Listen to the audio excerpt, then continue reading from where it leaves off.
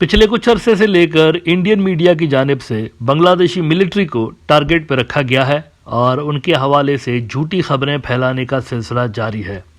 अब इस हवाले से एक से ज़्यादा मरतबा बांग्लादेशी मिलिट्री ने स्टेटमेंट जारी करते हुए इन तमाम रिपोर्ट्स को रद्द किया हुआ है।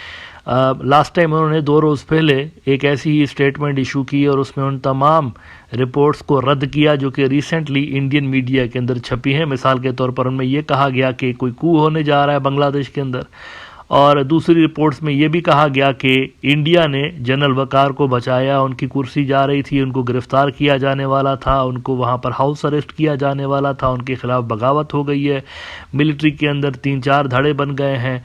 इन तमाम रिपोर्ट्स को बांग्लादेशी मिलिट्री ने रिसेंटली रद्द किया है, इससे पहले भी रद्द कर चुके हैं। अब इस प्रोग्राम के अंदर मेरी ये असेसमेंट रही है कि ये तमाम जो खबरें हैं ये जानबूझकर फैलाई जा रही हैं और इसका मकसद बांग्लादेशी मिलिट्री को प्रेशराइज करना है इंडिया की जानिब से।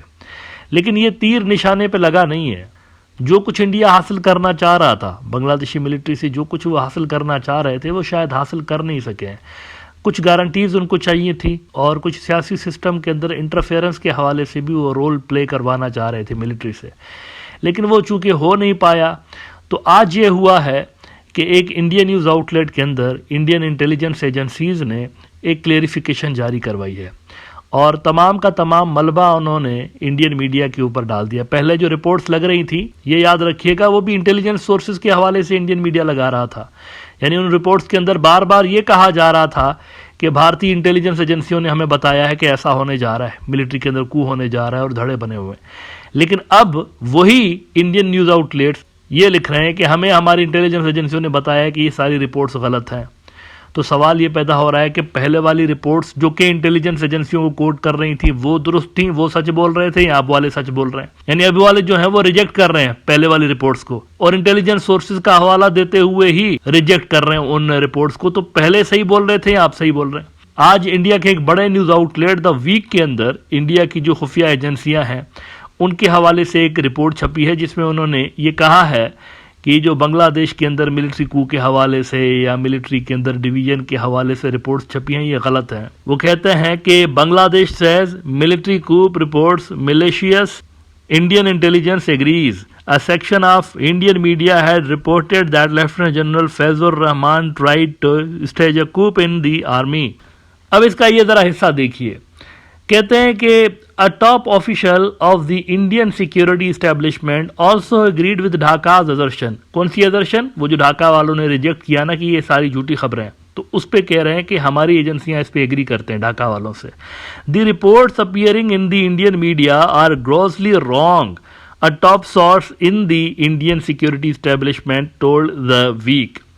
अब ये कह रहे हैं कि हमारी एजेंसियां कह रही हैं नहीं ये ढाका सही बोल रहा है, ऐसी कोई बात नहीं, इनकी मिलिट्री कमांड जो है वो इंटैक्ट है और कोई डिवीजन मिलिट्री के अंदर नहीं है। पहले वाले भी जो रिपोर्ट लगा रहे थे इंटेलिजेंस सोर्सेज को ही कोट कर रहे थे, अब जो रिफ्यूजल आ रहा है वो भी इंटेलिजेंस सोर्सेज को कोट करके आ रहा है। तो इसका एक ही मतलब है, गालिबन कोई शटअप कॉल गई है मिलिट्री लेवल पर, बांग्लादेश की मिलिट्री की तरफ से गालिबन कोई शटअप कॉल गई है, उनको प्रोटेस्ट किया गया है, उनके सामने गालिबन प्रोटेस्ट किया गया है जो कि असल लोग हैं। मिलिट्री ने अपने काउंटर पार्ट्स को शायद कहा है कि इसको रुकवाएं या आपका नाम लेकर तो ये खबरें लगा रहे। देखें यही कह रहे थे ना, इंटेलिजेंस ने हमें बताया कि कू होने वाला है, इंडियन मीडिया यही लिख रहा था। तो शायद बांग्लादेश की मिलिट्री ने जो रेलेवेंट अथॉरिटीज़ हैं उनको कहा है कि ये आपके सोर्सेज के हवाले से इस तरह की खबरें लग रही हैं तो इसको बंद कराएं। तो मेरे ख्याल से इसलिए इनको क्लेरिफिकेशन देना अपनी मीडिया के अंदर ज़रूरी लगा है। इंडियन जो इंटेलिजेंस एजेंसीज हैं वहाँ से शायद प्रोटेस्ट आया है तो उसका ये प्रेशर फील कर रहे हैं, इसीलिए उन्होंने क्लेरिफिकेशन यहाँ पर लगा दी है। अब इसके बाद मेरे ख्याल से जो मजमूदार साहब और दीगर लिख रहे हैं ना कि वहाँ पर पता नहीं क्या होने जा रहा था, वो एयरपोर्ट पे लैंड होते ही अफ्रीका से वापस आ रहे थे, एयरपोर्ट पे लैंड होते ही वकार को गिरफ्तार किया जाना था वगैरह वगैरह, इस तरह के मेरे ख्याल से जो नावल लिखे जा रहे हैं झूठे, उसको ब्रेक लगनी चाहिए आई थिंक। अब तो इंडिया की इंटेलिजेंस एजेंसियों ने खुद कह दिया ये झूठी खबरें हैं सारी की सारी, हमारा नाम भी झूठा इस्तेमाल किया जा रहा है। अच्छा, मीनवाइल एक और बड़ी डेवलपमेंट होने जा रही है। आज 14 मार्च है, आज से तकरीबन 6-7 दिनों के बाद 21 से लेकर 23 मार्च तक, 21 से 23 मार्च तक आरएसएस की एक एनुअल कॉन्फ्रेंस होने जा रही है। इसको कहते हैं जनाब अखिल भारतीय प्रतिनिधि सभा, ABPS। ये साल में होती है एक मरतबा इनकी। और ये जो है बेंगलुरु के अंदर होने जा रही है। बेंगलुरु का जो इलाका है वहाँ पर इंडिया में, तो वहाँ पर ये एनुअल कॉन्फ्रेंस होने जा रही है। इस एनुअल कॉन्फ्रेंस में एक फैसला किया जाएगा, एक रिजोल्यूशन पेश किया जाएगा, और वो जो रिजोल्यूशन है बांग्लादेश के हवाले से है। अच्छा, आरएसएस के बारे में ये याद रखिएगा, ये असल रूलिंग पार्टी है इंडिया की। एक्चुअल जो रूलिंग पार्टी है ना इंडिया की, वो बीजेपी नहीं है, वो आरएसएस है। बीजेपी उसका सिर्फ छोटा सा हिस्सा है, पॉलिटिकल विंग है उसकी, असल आरएसएस है।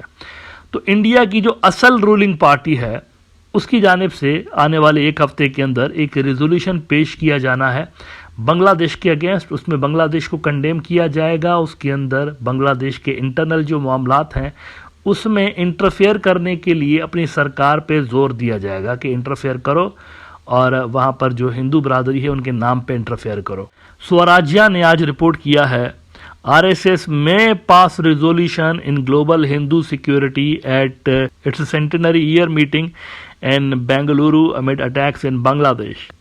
कहते हैं कि the Rashtriya Swayamsevak Sangh principal decision making body is expected to adopt a resolution concerning the security of Hindus in multiple countries, including Bangladesh, during its yearly meeting in Bengaluru the following week. The annual conference of the Akhil Bharatiya Parthinandi Sabha is set to take place in the Chenanhali area of Bengaluru from 21 to 23rd March, Indian Express reported. अब इसमें अंदरूनी जो ज़राए हैं उनके internal जो sources हैं उनको कोट करते हुए वो कहते हैं कि insiders have reported that in light of the assaults on Hindus in Bangladesh after the collapse of Sheikh Hasina administration last year, the Sangh is expected to not only denounce the attacks on Hindus globally but also potentially advocate for a system to safeguard them. ये अंदरूनी मामलात में interference के लिए वो कह रहे कोई मैकेनिज्म बनाओ। बांग्लादेश का जो इंटरनल मैटर है उसमें टांग कैसे अड़ानी है इसके लिए कोई मैकेनिज्म बनाओ, ये नरेंद्र मोदी को बोलेंगे।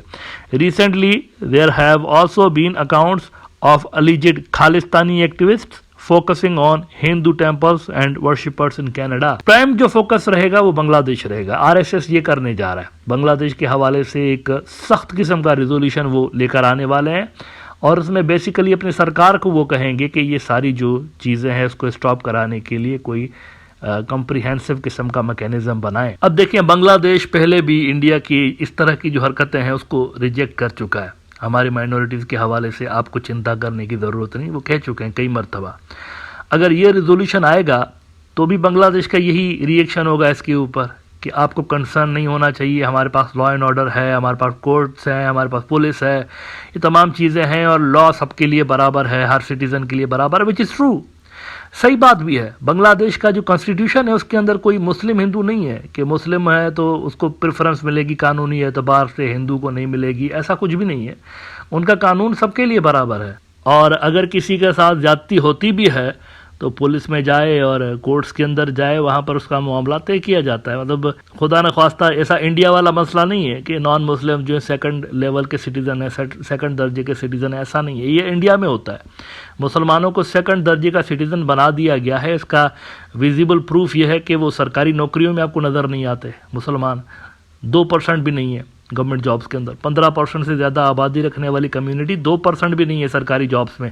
हिंदू बरादरी के साथ ये मामला नहीं है। वहाँ पर अपनी तादाद से कई गुना ज़्यादा है सरकारी नौकरियों के अंदर, तो वो फर्स्ट क्लास सिटीज़न ही है वहाँ पर बांग्लादेश के अंदर। तो आरएसएस को मेरे ख्याल से पहले इस पे सोचना चाहिए कि उनके मुल्क के अंदर माइनॉरिटीज़ का क्या हाल है, फिर ये दूसरे मुल्कों के खिलाफ अगर इस तरह के रेजोल्यूशन पेश करें तो हो सकता है कि रीजन के दूसरे मुल्क उसको सीरियस लें। अदरवाइज ये रेजोल्यूशन पास करके खुद ही पास करेंगे, खुद ही इसको पढ़ेंगे, इसके अलावा इसकी कोई रीजनल सिग्निफिकेंस नहीं होगी।